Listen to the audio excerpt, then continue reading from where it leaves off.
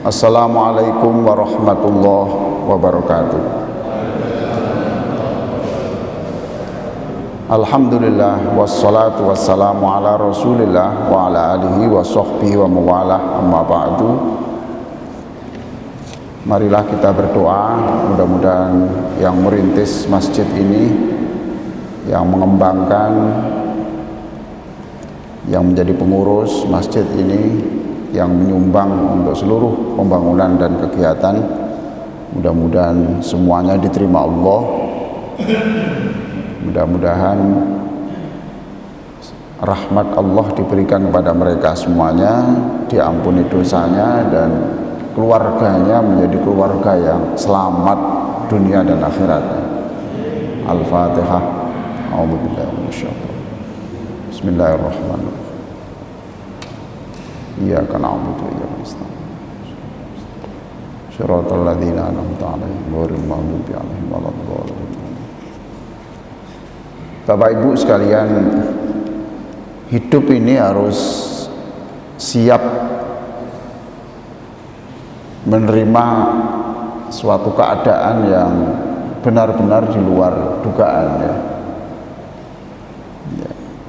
Di luar dugaan sama sekali. Tiba-tiba ada musibah, ada cobaan hidup yang berat.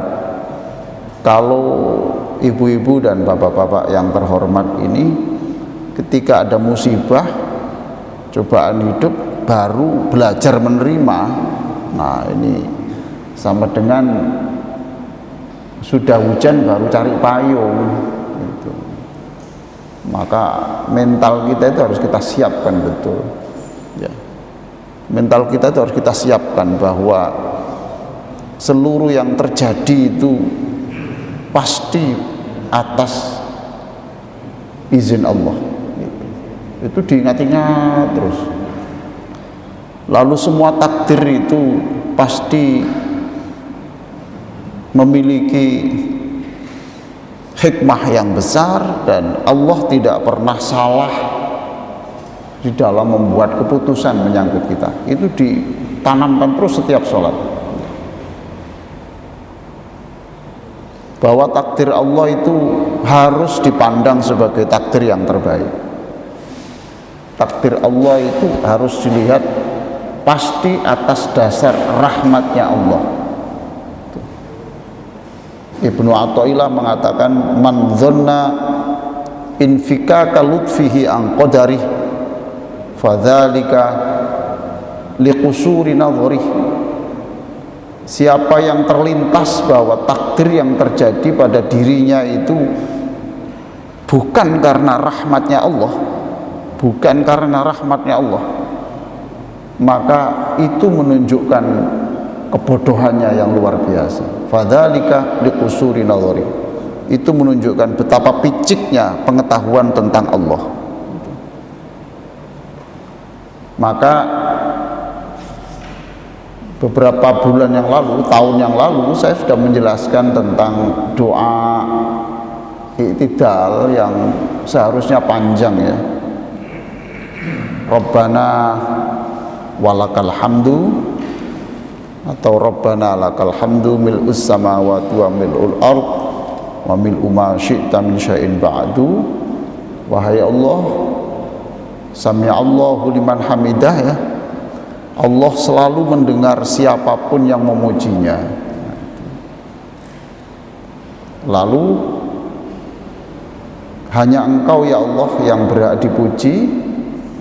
Aku memujimu yang pujian itu memenuhi langit dan bumi, bahkan lebih dari itu jika Engkau kehendaki. Nah, ini yang terusannya yang sering jarang dibaca itu, ya, itu ahlas tsana wal majd. Hanya Engkau yang pantas dan berhak untuk dipuji dan disanjung. Itu dikuatkan. Jadi kalau kita dicaci orang, akhirnya kita tidak terlalu terkejut, sebab kita ini tahu bahwa yang berhak disanjung, dipuji itu hanya Allah, hanya Allah. Itu kita siapkan mental kita itu loh. Ahaqqu ma qala al-'abd wa kulluna laka abd. Kami ini adalah hambamu, hamba. Wa kulluna laka abd. Ahaqqu ma qala al-abd. Dan hamba harus memuji Allah dan pujian yang terbaik. Nah ini doa kita. Ahaqqu ma qala al-abd. Allahumma la mani'a lima a'taita. Wahai Allah, jika engkau menghendaki memberi saya sesuatu, tidak ada makhluk yang bisa menghalangi, yang membatalkan. Wala mu'ti lima mana'ta, dan tidak ada makhluk yang bisa memberi sesuatu kepada saya, sesuatu yang tidak engkau kehendaki. Coba. Wala yanfa'u dzal jaddi minkal jadd. Orang yang kuat apapun, ya, dia tidak akan berkutik di hadapan kekuatan Allah. Wala yanfa'u dzal jaddi minkal jadd, yaitu doa yang kita baca setiap iktidal, sami Allahu liman hamidah, itu panjang, tetapi doa itu memberikan imunitas kita memvaksinasi diri kita, ya, menyuntikkan sesuatu pada kita supaya kita punya kekebalan, ya. Jadi bukan ketika ada musibah belajar untuk menghadapi, tidak, tetapi mulai hari ini ada musibah, tidak ada musibah, kita melatih memberikan kekuatan itu. Kita memberikan imunisasi, kita memberikan vaksinasi pada diri kita dengan doa-doa seperti ini. Maka cobalah nanti Ramadan ini kita hafal dan kita praktekkan itu. Kalau tidak setiap iktidal, ya rakaat terakhir saja, rakaat pertama saja, tapi yang penting itu kita hayati. Tuh. Itu sudah saya tulis di bab rukuk itu, ya. Itu saya beri bab rukuk itu, dibuka, tidak apa-apa bukunya itu. Bab rukuk. Nah, itu halaman 54 itu, Ustaz. Itu gabungan dari sekian panjang itu. Allahumma rabbana lakal hamdu, lalu mil as-samawati wa milal ardi wa mil ma syi'a ba'du, ahla tsana'i wal majdi, ahaqqu ma qala al-'abd, wa kulluna laka 'abd. Allahumma la mani'a lima a'taita wa la mu'ti lima mana'ta wa la yanfa'u dzal jaddi minkal jadd. Nah, ini bismillah, nanti Ramadan kita hafalkan, kita praktekkan. Penting, sebab subhanallah, cobaan, anak kecelakaan, anak tunggal kecelakaan, meninggal, ini bagaimana toh Pak? Itu dia bilang pada saya ini seperti orang gendeng Pak, linglung saya 3 tahun itu, tiap hari saya ke kuburan anak saya itu, seperti gendeng saya ini Pak. Nah, kita mencoba, kita kuatkan mulai sekarang. Pokoknya apa yang terjadi itu pasti itu ada maksud tertentu oleh Allah, tidak mungkin bukan atas dasar rahmatnya, dan takdir Allah itu pasti terbaik. Segitu aja, terus. Orang taat kepada Allah, ya takmir masjid, ya zikirnya kuat, sedekahnya banyak, dicoba, anaknya stres, sekarang di rumah sakit jiwa, gimana tuh Pak? Gini. Orangnya baik, ya akrab dengan orang, ya banyak sedekah, tiba-tiba nggak ada halilintar, nggak ada petir, nggak ada mendung, tiba-tiba menantunya itu bilang bahwa akan menceraikan anaknya, akan menceraikan istrinya yang anaknya banyak. Nah, ini karena macam-macam sebab. Ini kan cobaan Pak, ini sungguh kita harus siap menghadapi itu semuanya. Baik, pagi ini saya akan berbicara tentang khusyuk, ya, Khusyuk. Apa sih khusyuk itu? Halaman 80. Halaman 80 dari buku ini. Macam-macam definisinya. Kalau Ibnu Abbas itu menyebut khusyuk itu ya merendah serendah-rendahnya di hadapan Allah. Jadi ketika sholat itu ya sudah seperti ya merendah serendah-rendahnya di hadapan Allah yang Maha Besar. Abu Toha Muhammad Yunus bin Abdus Sattar menyebut khusyuk itu ya tunduk, rendah, patuh. Tiga itu menundukkan ketundukan jiwa, kerendahan dan kepatuhan. Nah, orang Islam itu ada dua, Pak. Ada yang sholat dan tidak sholat. Nah, ini ya, sholat dan tidak sholat itu orang Islam itu ada dua itu. Yang tidak sholat itu ada dua. Satu, tidak sholat karena malas. Yang kedua, tidak sholat karena tidak mengakui kewajiban sholat. Yang pertama, tidak sholat tapi hanya karena malas, masih mengakui kewajibannya, maka orang itu tetap disebut muslim dan ketika mati harus kita sholati. Tapi kalau yang kedua tadi, tidak sholat karena menganggap zaman gini kok masih sholat umpamanya gitu, nah itu cerdas kok, intelektual kok masih rukuk sujud itu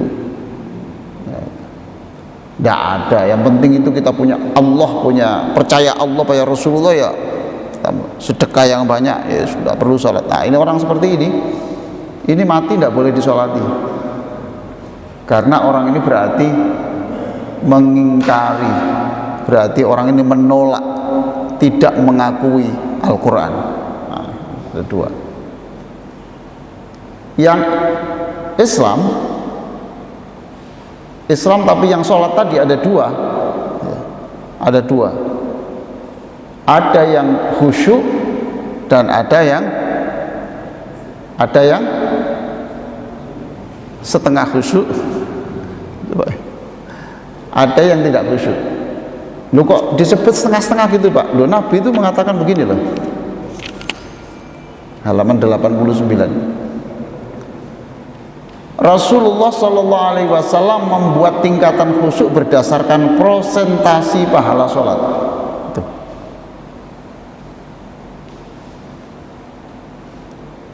Beliau mengatakan, bersabda, sungguh ketika seseorang selesai sholat, maka tidaklah ditulis pahala untuknya kecuali hanya setengahnya, sepertiga, seperempat, seperlima, seperenam, bahkan bisa jadi sepersepuluhnya.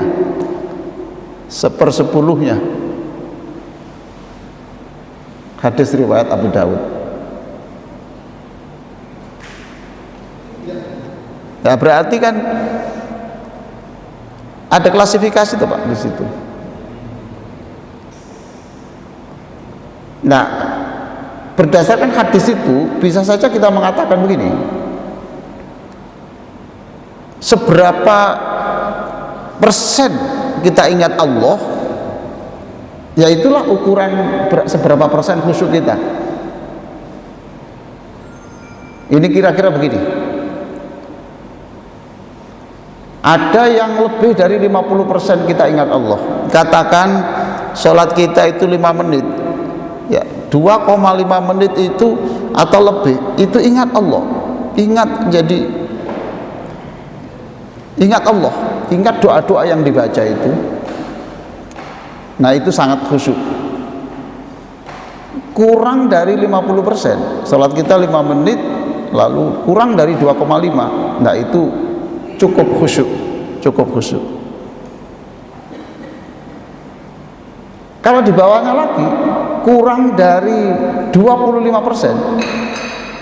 Kurang dari 25%. 5 menit 25%-nya berapa? 25%-nya berapa menit?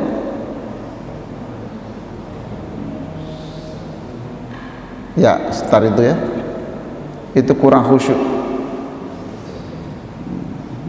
Kalau tidak ingat Allah sama sekali, itu tidak khusyuk. Sudah, itu empat ranking tadi itu ya. 4 ranking itu. Nah, ada juga yang membuat seperti ini.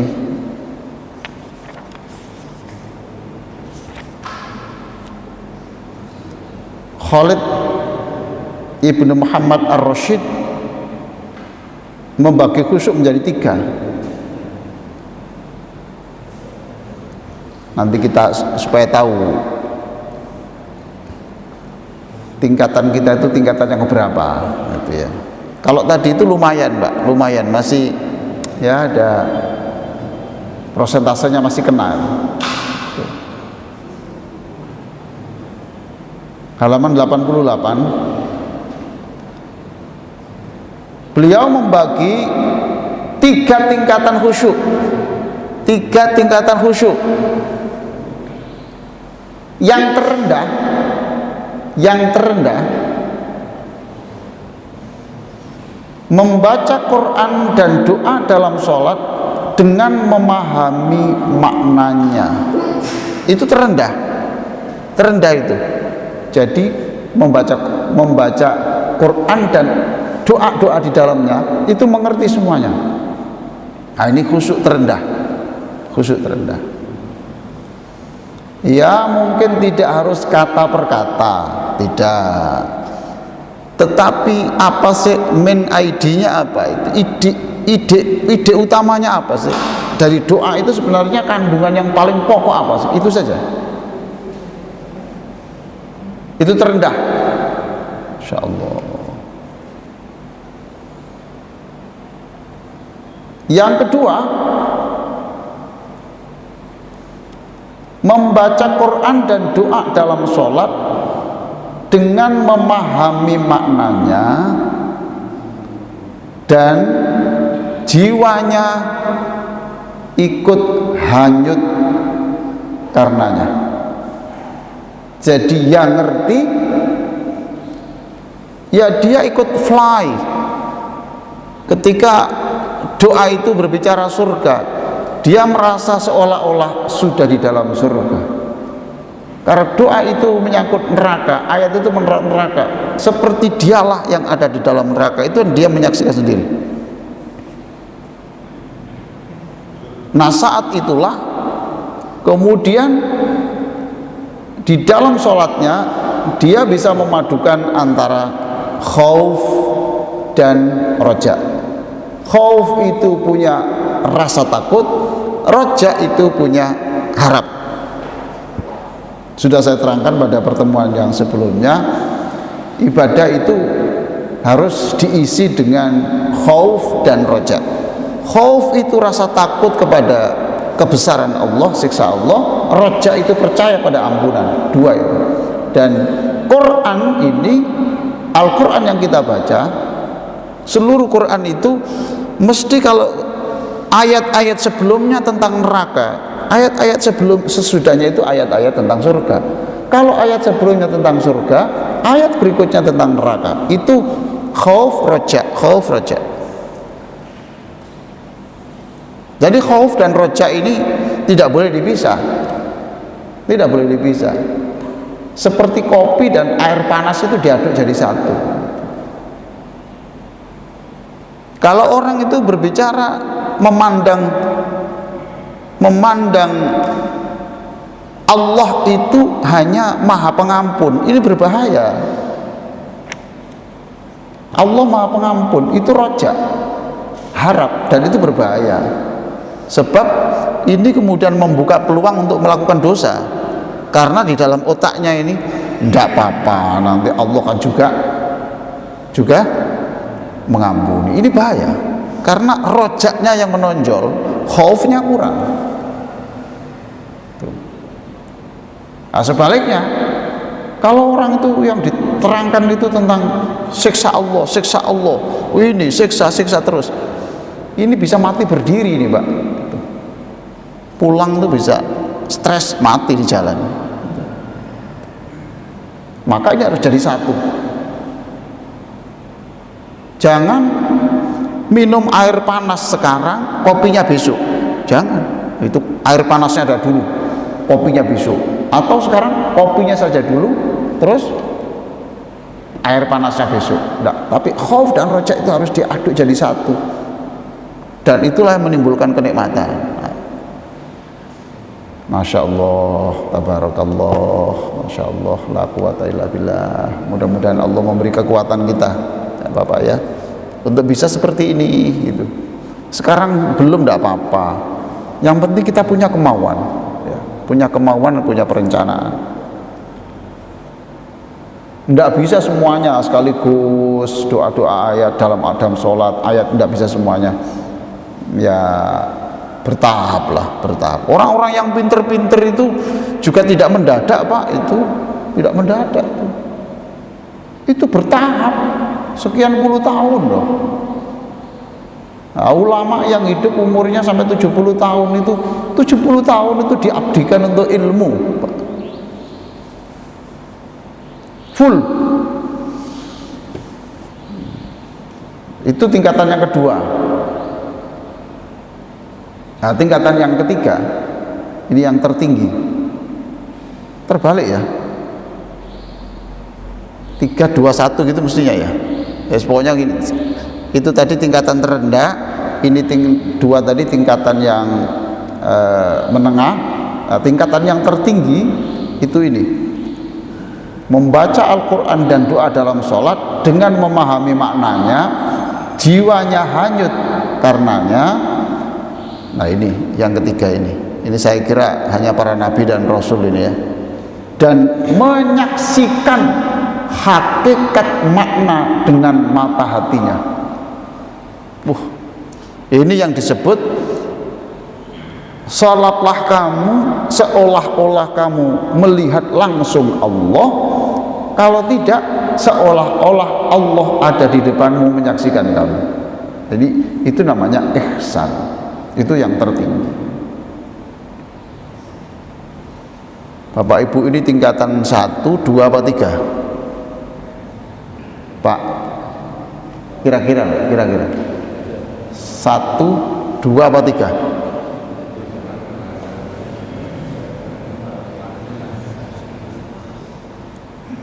Astaghfirullah Rabbal baraya, astaghfirullah minal khataya, Rabbi zidni ilman nafi'an wa wafiqni amalan sholihan. Itu astaghfirullah rabbal baraya, ya Allah, saya mohon ampun kepadamu Tuhan yang merawat alam semesta ini, Tuhan yang maha besar. Astaghfirullah minal khotoya, ampunilah saya dari kesalahan-kesalahan, dosa-dosa. Rabbi zidni ilman nafi'a, berikan kami tambahan ilmu. Pengajian gini kan penting toh Pak, penting toh, menyadarkan kita harus melakukan sesuatu, wa wafiqni amalan sholihah, dan bimbinglah kami untuk selalu bisa menjalankan yang terbaik. Atau ada wa wafiqni amalan maqbula, bimbinglah kami untuk bisa menjalankan ibadah yang kau terima. Ayo bersama-sama. Astaghfirullah Rabbal baraya, astaghfirullah minal khotoya rabbi zidni ilman nafi'an wa wafiqni amalan sholihan. Kalau lihat ini Pak, 1, 2, 3 ini rasanya kita nggak masuk sama sekali Pak, nggak masuk sama sekali. Maka kita minta ampun kepada Allah gitu ya. Makanya nanti Ramadan yang akan datang ini kita maksimalkan, kita gunakan yang sebaik-baiknya ya. Ada tanah, di tanah harganya 1 hektar dibeli 100 miliar. Mahal apa enggak Pak itu di pedesaan? Mahal. Kalau Bapak punya 1 hektar dibeli 100 miliar di desa, Bapak berikan enggak? Bapak berikan enggak? Andaikan Pak, andaikan tuh. Bapak berikan enggak? Ya. Menurut Bapak sudah mahal apa enggak? Bapak mau berikan.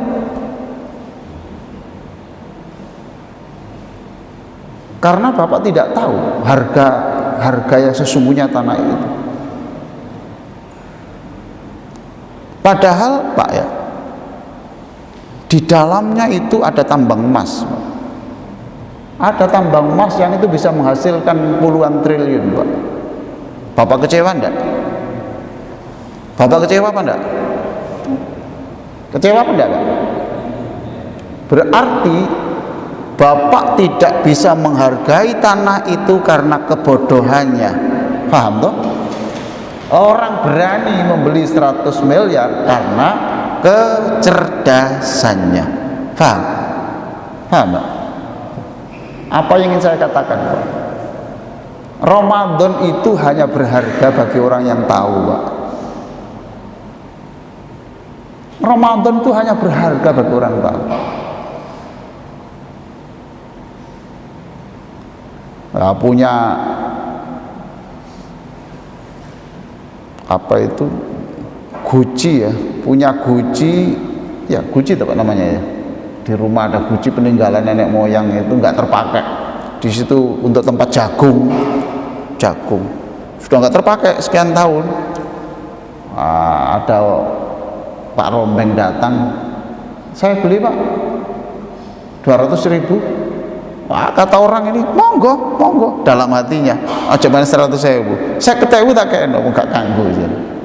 Nah ternyata itu barang antik Pak, itu barang antik itu dijual untuk orang di Belanda sana itu bisa sampai miliaran.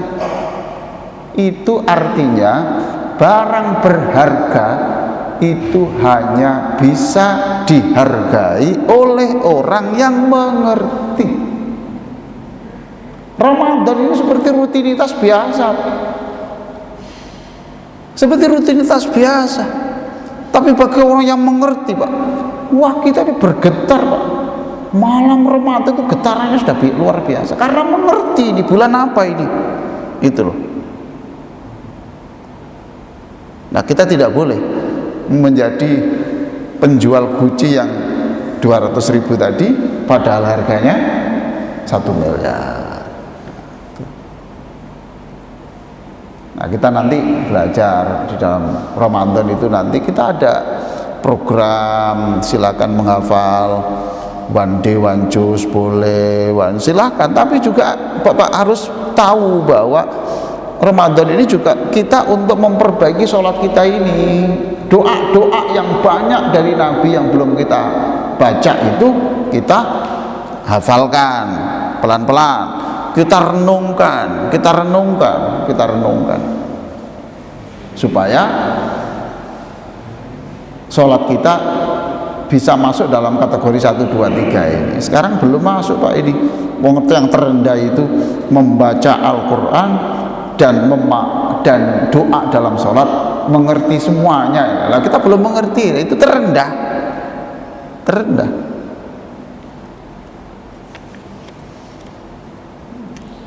Baik Bapak Ibu sekalian yang sangat saya hormati,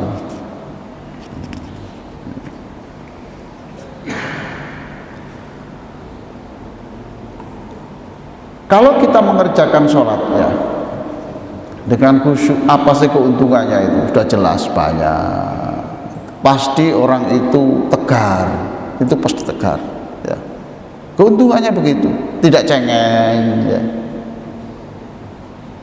Mengerti yang dibaca itu Pak. Duduk di antara dua sujud, ya Allah, berikan saya ini rezeki, berikan saya ini sehat, kesembuhan. Nanti ketika menjelang tahiyat, menjelang salam, itu kita membaca doa-doa yang panjang setelah tasyahud. Contohnya umpamanya Allahumma bi ilmikal ghaib gitu. Wahai Allah, oke, matur nuwun, jazakallah. Allahumma bi ilmikal ghaib, wahai Allah, engkau tahu yang gaib, termasuk yang terjadi di kemudian hari. Wa qudratika 'alal khalq, dan engkau itu maha kuasa untuk melakukan segala-galanya. Ahyini ma'alim tal hayata khairal li, itu doa. Kita harus paham nih doa-doa begini ini. Ya Allah, tambahkan saya untuk bisa hidup esok hari. Kalau memang tambah umur itu tambah baik. Wa tawaffani idza kanatil wafatu khairal li. Ya Allah, saya ikhlas engkau mengakhiri hidup saya besok atau sekarang, jika memang kematian itu adalah yang paling menyelamatkan dunia dan akhirat saya. Wa as'aluka khasyataka fil ilmi wa as'aluka khasyataka fil ghaibi wasyahadah. Bimbinglah saya ini untuk selalu mempunyai rasa takut kepadamu ketika di depan orang atau ketika sendirian. Wal qasta fil faqri wal ghina, berikan saya ini stabil ya, ketika ada uang tidak ada uang itu hidupnya itu tidak boros juga tidak ini ya, standar lah, itu sederhana. Wa kalimatal haqqi fil ghadabi war ridho, ya Allah saya mohon saya ini bisa berbicara yang sopan, yang baik, terukur, nggak ada bedanya ketika dipuji atau dicaci ya. Waladzatan nadhari ila wajhika wasyauqa ila liqa'ik, berikan saya ini kenikmatan memandang wajahmu, dan tanamkan pada hati kami untuk selalu rindu menyebut namamu. Allahumma inna na'udzubika min dharra mudirrah, jauhkan kami dari cobaan hidup yang itu membuat kami sesat. Amin fitnatin mudillah. Allahumma zayyinna bizinatil iman, ya Allah jadikan hidup kami ini indah, hiasilah hidup kami dengan keindahan iman. Wahdina hudatan mahdiyin, dan jadikan kami orang-orang yang Engkau beri petunjuk, lalu aku bisa membimbing orang dengan petunjuk-Mu. Nah, ini doa-doa yang terindah yang kita belum hafal, kita tidak tahu, sehingga kita tidak bisa menikmati sholat. Itu doa menjelang salam pada waktu tasyahud. Baik Bapak Ibu sekalian, itu yang bisa saya sampaikan ya tentang pengertian khusyuk. Jadi khusyuk itu artinya tunduk ya. Secara fisik, nah ini kan secara fisik tuh Pak. Secara fisik itu kita ini sudah khusyuk Pak. Secara fisik loh ya. Nah kita membungkuk itu khusyuk namanya. Kita sujud itu sudah khusyuk, menunduk. Kita sudah khusyuk secara fisik, secara spiritual belum. Jadi kita rukuk fisik kita, hati kita tidak rukuk. Kita sujud tetapi kita tidak menunduk, hati kita tidak menunduk. Nah, seperti itu sudah. Tapi kita berusaha bagaimana kita khusyuk juga secara spiritual. Ada juga yang namanya takhasyuk. Apa Pak? Kalau tadi khusyuk, ada juga namanya takhasyuk. Takhasyuk itu ini dikhusyuk-khusyukkan,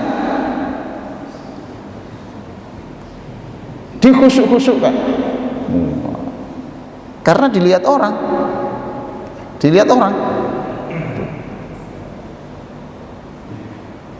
Subhanallah.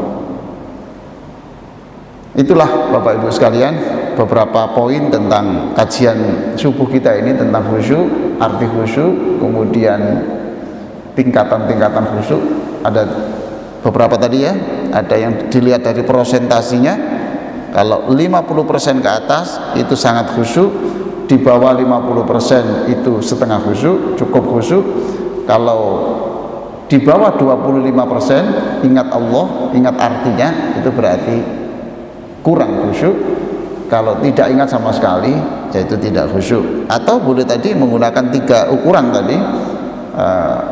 Kalau mengerti dan menghayati, tahu terjemahnya semuanya, itu tingkatan terendah.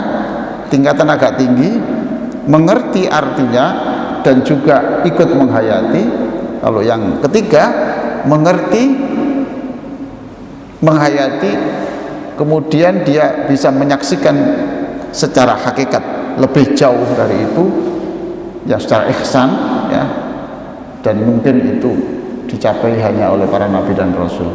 Tapi kita tidak boleh berhenti, bahwa kita terus bisa menaiki jenjang-jenjang khusyukan itu. Demikian, silakan kalau ada pertanyaan-pertanyaan, silakan, monggo. Ibu, silakan Ibu.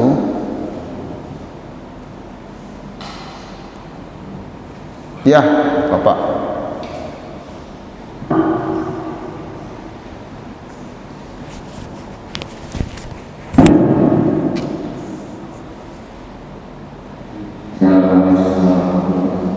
Waalaikumsalam warahmatullahi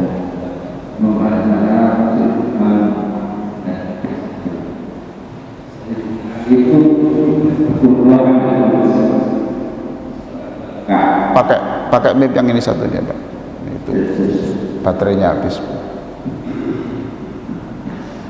Allah.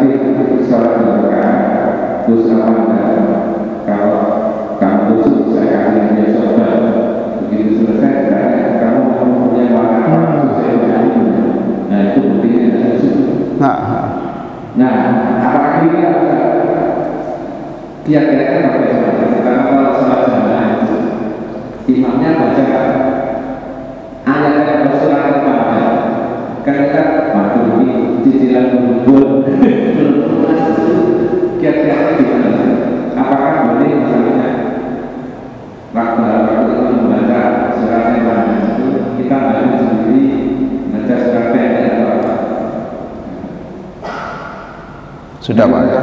Oke. Jadi kira-kira Sayyidina Ali tadi Pak ya, bukan tidak khusyuk Pak, tidak khusyuk 100%. Itu Pak ya. Itu. Tidak mungkin Pak. Makanya Nabi itu mengisyaratkan kalau kita itu kalau khusyuk ingat Allah saja itu Pak, berbahaya Pak, berbahaya. Bapak tidak akan tahu hitungannya, paham Pak? Jadi kalau Bapak ingat Allah tok, bagaimana Bapak bisa menggunakan matematika? Supaya 4 rakaat kan harus 1 tambah 1 tambah 1 lah.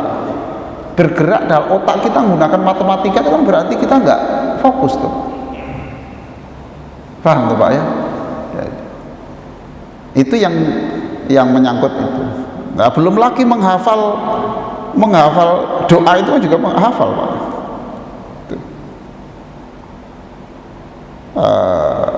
Nabi sendiri tuh Pak ya, Nabi sendiri ketika ada orang sholat ya, terus ada makmum datang, yang satu sebelah sana, yang satu sebelah sini, kan ditarik tangannya Pak. Nabi kan menarik ini, ini mepet sini, itu gambaran. Nah, kita kalau nggak ingat apa-apa kan pingsan Pak. Lah orang pingsan nggak boleh sholat. Itu Pak ya. Yang kedua, yang imam membaca surat yang panjang ya. Jangankan makmum, imamnya sendiri loh tidak mesti ngerti Pak. Loh bener loh Pak. Saya ini tanya kepada alumni Mesir yang menurut saya paling pinter, saya kagum guru saya itu. Saya tanya, Syekh ini setiap minggu khatam Quran. Iya. Saya tanya, apakah mengerti seluruh yang dibaca? Jawabnya tidak. Mengapa? Karena banyak ayat-ayat itu yang Quran itu dibuat sependek mungkin, sesingkat mungkin, sehingga kadang-kadang Quran itu menanyakan sesuatu yang tidak dijawab. Lalu otak kita sendiri yang menjawab, gitu loh Pak. Gitu. Jadi harus ada tafsir. Maka saya berkali-kali mengatakan, Quran itu tidak bisa difahami dengan terjemahnya, itu tidak bisa. Seluruh ustadz Pak yang di sini, sepinter apapun yang di sini ini, tidak mungkin Pak bisa menjelaskan ayat lewat terjemah. Pasti buka tafsir. Pasti buka tafsir. Nah kemarin saya ketemu orang, saya tidak mau tafsir Pak gitu. Terus kenapa Pak? Karena itu sudah ada pikiran orang lain yang masuk. Ya wis, tidak apa-apa Mas. Lalu Bapak memakai apa? Saya terjemah, podo ae Pak, terjemah ya pikiran orang lain masuk Pak. Ojo kemelindi Pak sampeyan. Karena tafsir itu kan memang bisa salah. Quran tidak bisa salah, terjemah bisa salah, Qurannya tidak bisa salah. Lah kalau Bapak tidak mau yang asli betul, ya Bapak harus belajar bahasa Arab, terus belajar tentang sastra Arab, tidak hanya bahasa Arab, tapi sastra Arab, karena Quran itu sastra. Jangankan kita memahami itu, kita itu membaca teks puisinya Rendra saja kita itu nggak paham kok. Kita membaca teksnya Khairil Anwar saja kita nggak paham. Karena itu sastra. Nah ini bagaimana ini Pak? Itu baik. Ini pertanyaan yang sering. Ya kita ini kan susah Pak ya.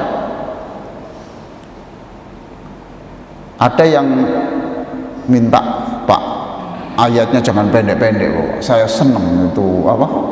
Mendengarkan ayat yang panjang. Ketika panjang mengeluh, Pak tambah ngeliyeng-ngeliyeng aku Pak. Saya tambah bingung, tidak ngerti sama sekali. Yang satu tadi itu fokus pada lagu, berarti kan aku seneng Pak, lagunya enak. Quran itu bukan pada lagunya isinya, gitu. Kita ini bergerak, bagaimana kita suatu saat itu tidak ingat lagunya, tapi ingat artinya. Orang membaca mungkin lagunya nggak terlalu bagus, tetapi isinya ini yang menampar kita. Solusinya bagaimana? Solusinya adalah boleh Bapak tadi itu, tapi menurut saya jangan membaca Pak, karena membuat saingan. Ini Quran, ini Quran. Menurut saya Bapak istighfar aja yang banyak. Ampuni saya, minta ya Allah ayat-ayat itu jadikan menjadi petunjuk saya, atau Bapak menafsiri kembali surat Al-Fatihah. Ini solusi yang sederhana Pak ya, sederhana. Aslinya ya harus paham toh Pak, aslinya. Tetapi daripada itu ingat yang macam-macam toh. Ingat persiapan nanti pergi luar kota, ingat ini besok waktunya pajak mobil tapi belum ada untuk membayar, ini waktunya bayar PBB tapi kok kenaikannya tajam, terus pemerintah pokar pirek muring-muring tambahan, sembayang ini muring-muring kapre pajak kok ini kira sebagainya, didol kowe man gak didol pajak larang tadi, sembayang muring-muring nang pemerintah gitu Pak ya. Jadi solusinya seperti itu. Ini pertanyaan Bapak itu mewakili semuanya. Saya pun Pak, saya pun ya, ketika imamnya baca panjang gitu, saya sendiri saya tidak ngerti ini gitu. Saya kalau ada imam itu paling banter saya memahami sekitar paling banter 60%, tidak lebih dari itu, sekitar 50-60%. Paling yang saya paham ya yang bahasanya standar, kemudian yang kadang-kadang itu ada ayat yang ini yang baru, ini belum pernah saya pelajari di dalam apa itu, di dalam tafsirnya. Bagus Pak pertanyaannya, bagus, terima kasih. Silakan yang lain. Oke Pak Haji. Waalaikumsalam.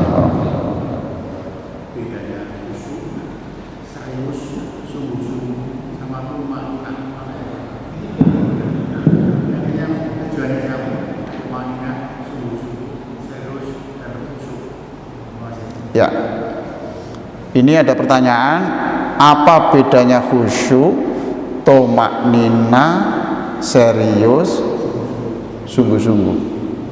Pertanyaan Bapak ini seperti pertanyaan apa bedanya sepeda motor, busi, ya, knalpot, apa? Iyalah itu pokoknya. Karena gini loh Pak, yang panjenengan sebut itu ya bagian dari khusyuk itu. Yang namanya khusyuk itu mesti tomaknina. Sudah saya tulis di sini. Khusyuk itu tandanya antara lain secara lahiriah itu tomaknina fisiknya, tomaknina itu kan tenang loh Pak. Tenang fisiknya, tenang jiwanya. Tidak mungkin Pak orang khusyuk terus ketingkai sudah mungkin itu. Jadi hatinya tenang, sungguh-sungguh ya pasti itu Pak, itu ada keseriusan untuk memahami artinya itu. Jadi khusyuk itu unsur-unsurnya ya itu Pak gitu. Jadi bukan sama, bukan busi, bukan sepeda motor, tapi busi adalah atau knalpot adalah bagian dari itu. Jadi khusyuk itu di dalamnya ada keseriusan, tomaknina, satunya sungguh-sungguh. Sudah itu. Cukup Pak ya? Alhamdulillah. Boleh berikutnya? Ibu-ibu, adik-adik, silakan. Nah perhatikan Bapak Ibu sekalian ya, itu sampai kiamat nanti Pak, diskusi soal khusyuk itu tetap aktual sampai kiamat nanti. Apa sebab? Karena semua orang ini wajib untuk khusyuk dan kita selalu ingin untuk bisa mencapai itu. Jangan dikira Pak yang menjelaskan khusyuk begini terus setiap sholatnya khusyuk. Ndak Pak, ndak. Jadi ya sama-sama kita, cuma kita berusaha terus. Nah memang Pak, itu Pak Haji tadi, jamaah itu, sholat berjamaah itu memang susah Pak. Untuk mencapai kekhusyukan itu susah Pak gitu. Imamnya ya susah, makmumnya susah Pak. Kalau saya Pak, ya mohon maaf saja, kalau saya jadi imam lalu saya hanyut pada artinya, itu seringkali saya ini bingung, ini rakaat keberapa ini gitu.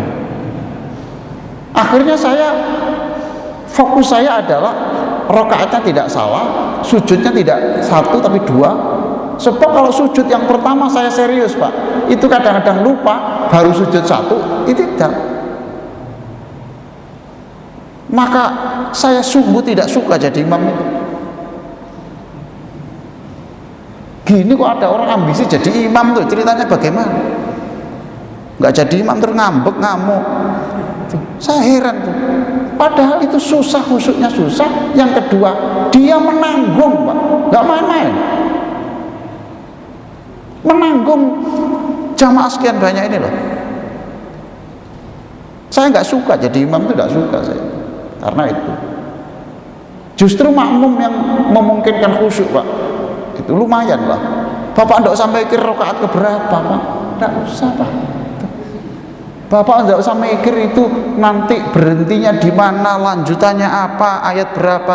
Kita pilih nanti setengah halaman atau ke satu halaman atau seperempat halaman, tidak usah mikir Bapak. Tuh, ini berhenti di sini boleh apa enggak? Ini enggak mikir. Sujud satu atau dua enggak mikir. Rukuk, sujud, salam, ayo salam. Imam ini Pak berat Pak. Nah, coba sekarang Bapak kalau lihat itu imam-imam sholat Idul Fitri, coba lihat tangannya itu. Allahu Akbar, Allahu Akbar, Allahu Akbar, Allahu Akbar, Allahu Akbar. Oh berarti 5. Allahu Akbar, Allahu Akbar. 7 Pak. Khusyuk di mana Pak Wong?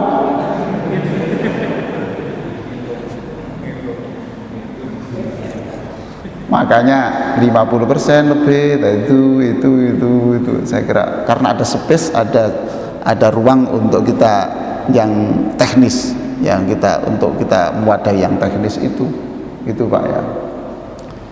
Baik, Adik silakan Dek.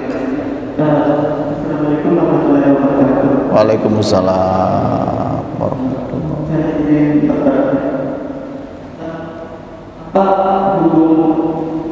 Apa hukum pendapatan kedudukan kepada pemimpin dan imam? Kenapa? Apa hukum pendapatan kedudukan kepada pemimpin dan imam? Taat kepada pemimpin yang zalim. Mendoakan kedudukan kepada pemimpin dan imam. Mendoakan pada pemimpin yang zalim. Ya wajib tuh.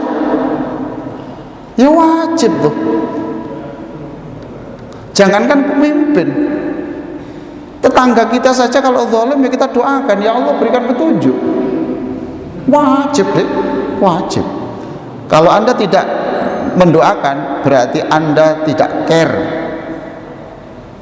tidak peduli kepada lingkungan. Wajib deh, wajib itu. Wajib. Ya Allah berikan kekuatan orang itu untuk menghentikan kezalimannya. Itu wajib. Oke, pertanyaan berikutnya cukup Pak ya? Cukup ya? Demikian, mudah-mudahan kajian kita pada subuh ini bermanfaat. Allahumma sholli ala sayyidina Muhammadin wa ala alihi wa sahbihi ajma'in walhamdulillahi rabbil alamin. Allahumma ja'alna wa auladana min ahlil ilmi wa ahlil khair. Wahai Allah, jadikan kami dan anak-anak kami pecinta ilmu, pecinta kebaikan. Allahumma inna nas'aluka min khairi ma sa'alaka abduka wa nabiyyuk. Berikan kami ya Allah seluruh kemuliaan, kesalehan yang pernah diminta oleh nabimu. Wa na'udzubika minan nar, jauhkan kami dari neraka dan jauhkan kami dari segala hal yang Nabi Muhammad telah memohon untuk dijauhkannya. Bimbinglah kami untuk sholat yang lebih baik, bimbinglah kami untuk sholat yang lebih khusyuk. Jangan wafatkan kami sebelum kami benar-benar bisa khusyuk di dalam sholat kami, khusyuk dalam kehidupan sosial kami, khusyuk di dalam menghayati firman-firman-Mu. Wa sallallahu ala sayyidina Muhammadin wa ala alihi wa sahbihi wa sallam. Alhamdulillahirabbil alamin. Wassalamualaikum warahmatullahi wabarakatuh.